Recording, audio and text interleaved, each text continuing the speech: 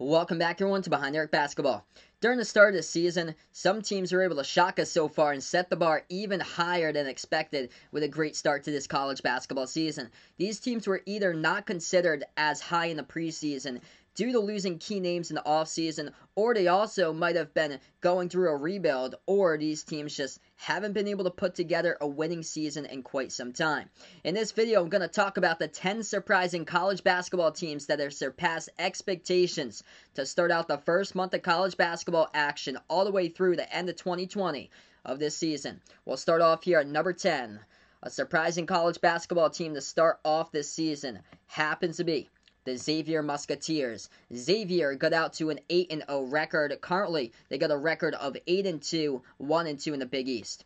So Xavier got on a roll 8-0 before eventually dropping their last two games. They lost by 5 against Creighton. They got pounded on Wednesday night against Seton Hall 85-68. But at 8-2 overall, the most impressive victory so far for Xavier was a 22 blowout victory over Oklahoma 99-77. Xavier has 4 players in their roster who are currently averaging 10 points or more per game this season. The players taking a massive jump here for the Musketeers happens to be sophomore forward Zach Fremantle. He's averaging over 16 points per game and over 7 rebounds per game this season. Last season, Fremantle averaged around 7.5 points per game as a freshman. Senior point guard Paul Scruggs, he has been a key player of this roster as well this year, as he currently leads the Big East with over 6 assists per game. Also adding into the mix here, senior guard Nate Johnson, a transfer from Gardner-Webb. He made 7 3-point shots and scored 25 points in that victory over Oklahoma. The Musketeers, they lost their top 2 scorers in the offseason, Najee Marshall and Tyreek Jones. But so seeing here major improvement out of Zach Fremantle, Paul Scruggs, Kai Tandy. It's been great for Xavier, along with the addition of the grad transfer Nate Johnson from Gardner-Webb. And Xavier's surprise here, that was more because of their 8-0 start to start out this season. The Musketeers' upcoming matchup against Villanova, that got postponed as they won't play until Wednesday at home against St. John's. Now moving on to number 9 here, surprise, to close out 2020. Happens to be the Washington State Cougars, undefeated 8-0, 1-0 in the Pac-12 conference here for Washington State. The Cougars have not made the NCAA tournament since 2008. And last season, they posted a record at 500, 16-16, but this year, they're already halfway there. They got 8 wins this season already for Washington State. In the offseason, the Cougars lost their top scorer, CJ Ellaby, to the NBA draft. And in my Pac-12 predictions rankings videos, I actually predicted that Washington State in that prediction video would finish dead last in the Pac-12 in that preseason rankings. But this season, senior guard Isaac Bonton, he has shown up and taken a leap to be the Cougars' leading scorer. Bonton is currently averaging around 16 points per game. Also, sophomore guard Noah Williams, he has made a jump as well, basically over doubling what he averaged last season. Last season, he was averaging 6.2 points per game. This season, he is averaging around 13 points per game while making around 50% of his 3-point shots as well. And then in the interior, watch out for this player, the name to know, 6'10" freshman big man, Efa Abogidi, as he has made a tremendous impact inside this year to start off as a freshman for Washington State. He is averaging 10.3 points per game, converting on 56% of his shots from the floor as well. And he also is averaging over 2 blocks per game, which is ranked number 2 right now by a player in the Pac-12 conference. The Cougars currently are number 3 in the nation in opponent shooting percentage, allowing their opponents to shoot the ball at just over 33% from the floor. Even though the Cougars are 8-0, they haven't been able to play legit opponents so far this year, as Washington State has victories against Texas Southern, Eastern Washington. They won their first conference game against Oregon State. They also won against Idaho, Portland State, Montana State, Prairie View A&M, and also Northwestern State. So 4 of those victories were by 4 points or less. But here I'm just shocked that Washington State is undefeated to start off this season here. Thursday's game that was supposed to happen on New Year's Eve, that got postponed against Arizona State due to COVID-19. So, easy schedule so far. I am really curious here to see how Washington State responds in 2021 when Pac-12 play gets going on here, and curious just to see how the Cougars respond in Pac-12 play. Now we're going to move on here, number 8 on the list. Surprising team to close out the year 2020 happens to be the Central Florida Knights. UCF last season, they had a down season going 16-14. After making it to the 2019 NCAA tournament, they had Taco Fall during the season prior. This season, UCF has faced a difficult schedule, but they have fared really well to begin with, at 3-2 overall, 1-1 in the American. As UCF tallied victories this year against Auburn, they won by 8 points against the Auburn Tigers. Also, their most impressive victory against nationally ranked Florida State, 86-74, and a big upset there. And also won against Cincinnati by 5. During their victory against Florida State, UCF had 3 players score 20 or more points. And these were the 3 players. Senior guard Brandon Mahan, he had a career-high 32 points against the Seminoles. Freshman forward Isaiah Adams, he scored 22 points. And also sophomore guard Darren Green, he scored 20 points. Brandon Mahan as well, he is just off to an incredible start this season. He is averaging 20.6 points per game and shooting the ball at just under 59% from the floor. He is currently, right now, just on a tear for Brandon Mahan. He only averaged last season 7.5 points per game. And for UCF this year, they were in a tight game against nationally ranked number 5 Houston. They did fall 63-54. Their only other loss was that Central Florida lost by 22 points against Michigan. A very good Michigan Wolverine squad, by the way. So UCF, for this year, they could possibly be in a battle at number 2 in the American behind Houston, with these teams here trying to contend at number 2 in the American. That would be, along with UCF, SMU, and Tulsa there, trying to get to that number 2 spot in the American behind Houston. Now we're going to move on here to number 7. Another 3-letter team coming up here. For short, the VCU Rams. We got here number 7 for a surprise this season. They got a record of 8-2 for VCU, off to an undefeated start, 1-0 in the Atlantic 10 Conference there. So VCU, by the way, they lost all their 5 starters in the offseason. And this season here for VCU, it was expected to be a massive rebuild with a very young roster. But so far, the Rams have responded, and they are just way ahead of schedule to where they were supposed to be projected for the season, currently at 8-2 overall. On opening night, VCU had a statement victory, 85-69 over Utah State in the Bad Boy Mowers Classic. They would then lose their second game to a very good West Virginia team by 12 points, but did hold their own in that game and did not get blown out. And then in their third game in the Bad Boy Mowers Classic, VCU, another impressive victory over Memphis by 11 points, 70-59. Their last loss this season that they suffered, that was on a buzzer beater against Penn State, where they lost by 3, 72-69. During their last game on Wednesday, VCU ripped apart St. Joseph's on the road, 80-64, forcing St. Joseph's into 23 total turnovers. VCU currently on a 6-game winning streak, and in the process, the Rams have been able to rank in the top 10 nationally right now in steals per game, averaging around 11 steals per game this season. The main breakout player to keep an eye on for the Rams this year, sophomore guard Nashawn Highland. He is doubling his points average total from this past season, and Highland having a big season, averaging around 18 points per game. He dropped down 30 points against North Carolina A&T. He scored 31 points against Western Carolina, and now upcoming on the road ahead for VCU. They get golden opportunities here on the schedule here in A10 play to keep on playing strong, with one to start off the new year. Crucial matchup to open up 2021 at home against a sneaky Davidson Wildcats team, which lost by 2 points against Texas in the Maui Invitational, and then lost their next game by 1 point in the Maui Invitational against the Providence Friars. Now at number 6 here, we take a look at a surprising team. That would be the 11-0 Drake Bulldogs, 2-0 in the Missouri Valley Conference. The Drake Bulldogs here, they started from the bottom, but they did not stay at the bottom to end the year. By the way, in fact, Drake went all the way from the bottom straight to the top. And this is the first team this season, the Drake Bulldogs, they became the first team to record 10 wins this season. Drake, by the way, they were picked to finish 7th in the Missouri Valley Conference, and by far have surpassed expectations big time. However, according to Ken Palm's ratings, Drake's strength of schedule, they haven't really been able to face high-caliber teams, and their strength of schedule right now is ranked at 288th nationally so far this season. So the Bulldogs have only played one power conference team, which, by the way, happened to be the worst power conference team this year in college basketball with Kansas State. Drake won that game opening day against Kansas State. They beat them by 10. And then besides that game against Kansas State, Drake has victories over these teams right here. They won against South Dakota twice.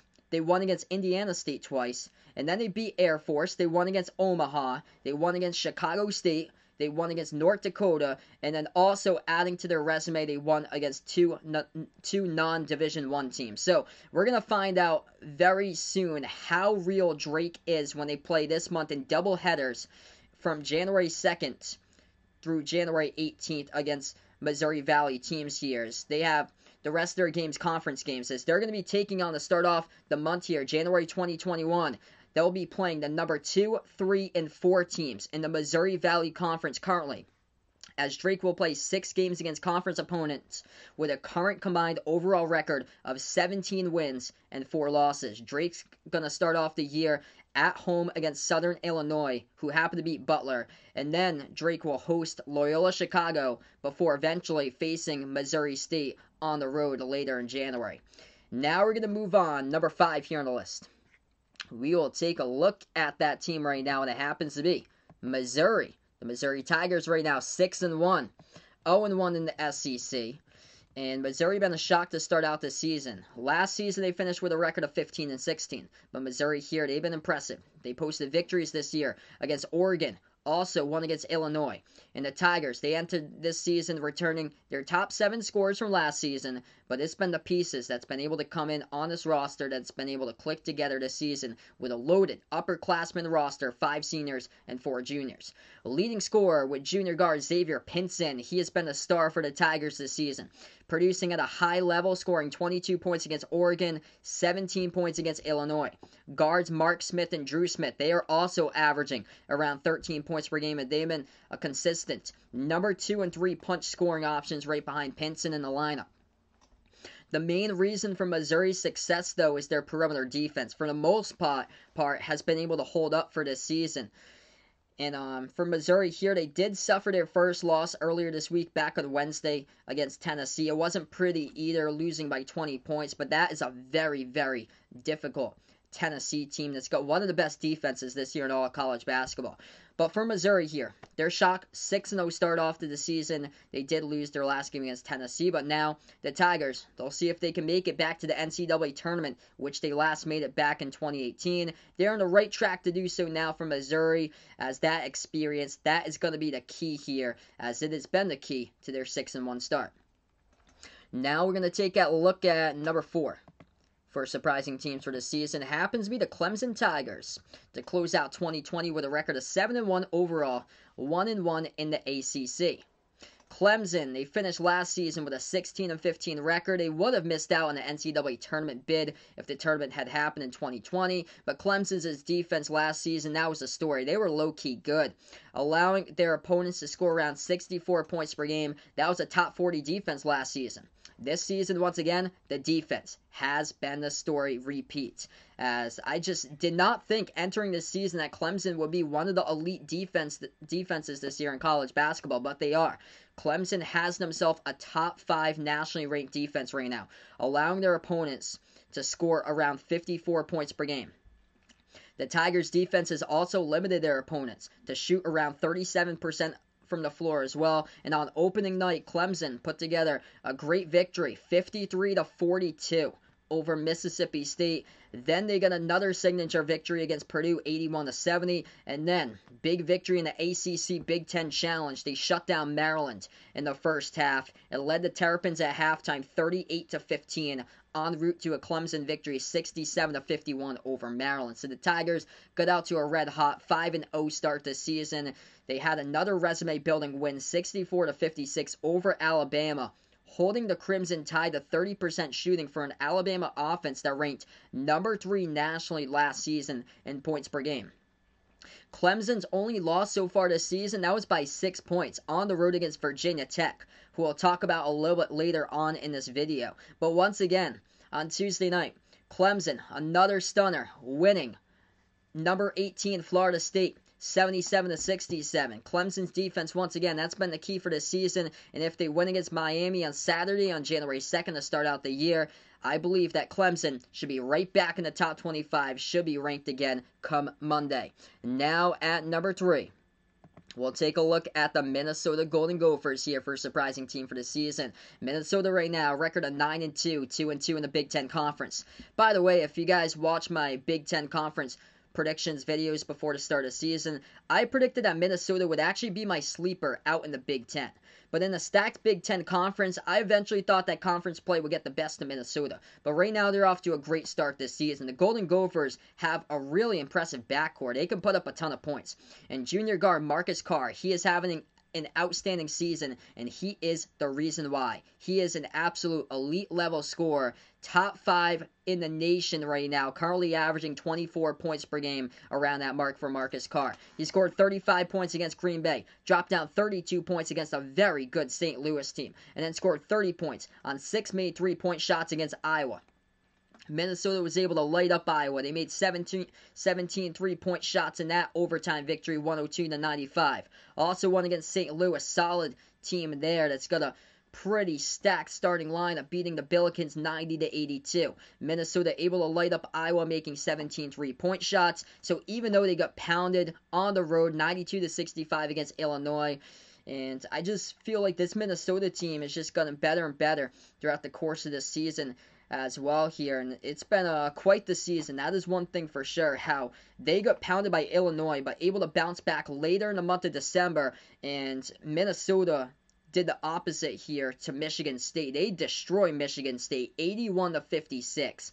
And also, their last game, Minnesota, they did lose against a really great Wisconsin team, but Marcus Carr in an off game, he shot the ball 3 for 13.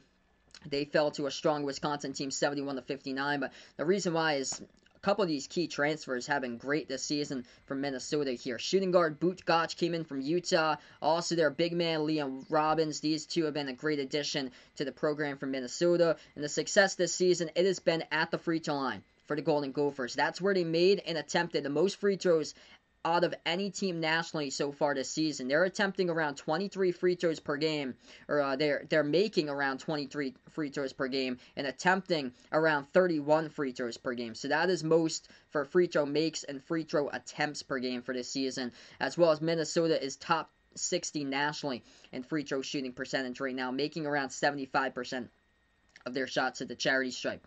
The Golden Gophers, they're not really like a strong defensive team, but their backcourt, it can carry them, especially Marcus Carr, and they can put up a ton of points this season. To start off the new year, Minnesota's going to have their work cut out with their first 4 games. It's going to be tough matchups of the 2021 play. It's against these teams, Ohio State, Iowa, and then they take on Michigan twice. So that's how Minnesota starts off the year right there. Really difficult Big Ten schedule right off the bat. Now at number 2 for a surprising team to end out 2020. That's where we see the Virginia Tech Hokies. Virginia Tech right now got a record of 8-1, 2-0, perfect in the ACC. They got a young roster into this season as well. They had a new head coach last season, but Virginia Tech last season they finished with a 7-13 record in the ACC. This season though, off to a hot start. Number 24 ranked nationally right now, 8-1 start for the Hokies. They still got a young roster for this season, but with 4 out of their top 5 scorers, they are sophomores on the team here for Virginia Tech. So the future definitely promising, definitely bright here if these players stay with the Hokies for another 1 or 2 seasons. During a 20-point loss against Penn State, that was the only loss this season that they lost against Penn State, 65-55 or 75-55. But Virginia Tech able to bounce back from that loss, as they were able to get some key victories throughout the season. One to close out November, an upset victory over Villanova in overtime, 81-73. One of the key players here that's been just great for this team has been the progress of Kevy Alumna, as he is currently leading the Hokies in scoring and rebounding. As Aluma's redshirt season last year, that has been beneficial towards his development for this season. The former Wofford Terrier, Aluma, he scored 23 points against Villanova. Then he followed it up with a career-high 26 points that he had this past Tuesday in a 2-point victory over Miami. By the way, Virginia Tech won against a really good Clemson defensive type of team there, as they got the victory over Clemson earlier this season as well. The big question to this strong start this season for the Hokies that I kept on asking myself is whether this is going to be sustainable throughout the season. And right now, it looks sustainable right now considering who they've beat recently for Virginia Tech. They got out to a 6-0 start last season in 2019-20. And also they had a victory over Michigan State last season. So that's my question, if it could be sustainable, because last year the wheels fell off of Virginia Tech, but right now they've got off to a strong start. But last season, once the Hokies got into conference play, they did eventually fall apart. But right out of the gate here, this season, Virginia Tech will be tested in the year 2021 with 2 games on the road against in-state rival Virginia and also Louisville. Two tough games right there for the Hokies, as those games, if the Hokies able to win both of them, definitely going to help keep on improving their resume to move up in the right direction towards an NCAA bid come March. And now down to one more team here. The biggest surprise so far to close out the year 2020, to start off this college basketball season, happens to be the Northwestern Wildcats. Northwestern 6-2 overall, 3-1 in the Big Ten. And by the way, in my preseason Big Ten rankings, I predicted that Northwestern would finish dead last this season in the Big Ten. Oh boy, was I wrong. Northwestern, they got out to a 3-0 start in conference play before losing their last conference game, now at 3-1, in the toughest conference in all college basketball, from top to bottom being the Big Ten this season. The Wildcats posted victories against Michigan State by 14 points, also won against Ohio State by 1 point. Last season, Northwestern finished 13th in the Big Ten with an overall record of 8 wins and 23 losses. They went 3-17 in conference play. Their first loss this season currently was against Pittsburgh, and that was in the ACC Big Ten Challenge when Northwestern blew a 14-point lead, and Pittsburgh scored a game-winning basket with 7 seconds left to take their only lead of the game and to hold on to beat Northwestern by 1 point, 71-70. Northwestern did lose on Tuesday this past week against Iowa 87-72. The reason, though, for Northwestern's success, it has come from the roster depth this year with multiple players who can step up and produce. 9 players in the Wildcats roster are currently averaging over 15 minutes per game. The Wildcats have multiple players who can also shoot the 3-ball well, as they are currently a top 10 team nationally in 3-point shooting percentage. One of the key players is sophomore guard Boo Buie. He knocked down 5 3-point shots against Michigan State. Junior forward Miller Kopp, he is having a great season, shooting over 57% from 3-point range this year.